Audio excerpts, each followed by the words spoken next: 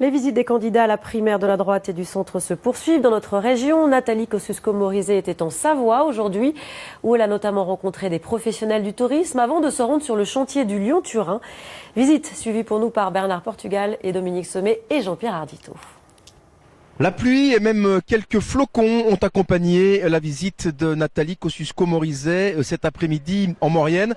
La candidate à la primaire de la droite et du centre a rencontré tout d'abord à Saint-Jean-de-Maurienne des chefs d'entreprise et des élus au cours d'une discussion à bâton rompu qui a duré un peu plus d'une heure. Alors elle a abordé des thèmes très variés comme l'économie touristique en montagne, les nouvelles technologies, l'innovation ou encore l'industrie. Et puis ensuite, elle s'est rendue sur l'un des sites du chantier du TGV Lyon-Turin, tout près de Saint-Jean-de-Maurienne. Et au cours d'un point presse rapide, elle s'est exprimée justement sur ce dossier du Lyon-Turin, un dossier sur lequel elle a travaillé bien sûr lorsqu'elle était ministre notamment de l'écologie et des transports. Je vous propose de l'écouter. Je crois à cette infrastructure. Je crois au rail, je crois au transport de voyageurs et de fret par rail.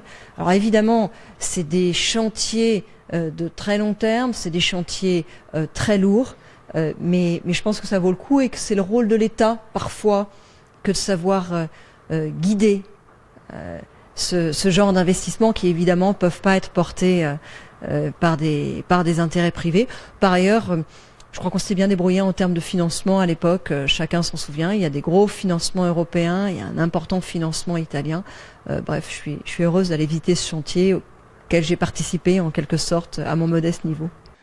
Nathalie Kosciusko-Morizet est restée pendant un peu moins d'une heure à l'intérieur de la galerie et puis ensuite, elle a continué son marathon puisqu'elle est en ce moment même en réunion publique à la Ravoire, près de Chambéry. Dans la soirée, elle rejoindra la Haute-Savoie où elle sera accueillie demain toute la journée.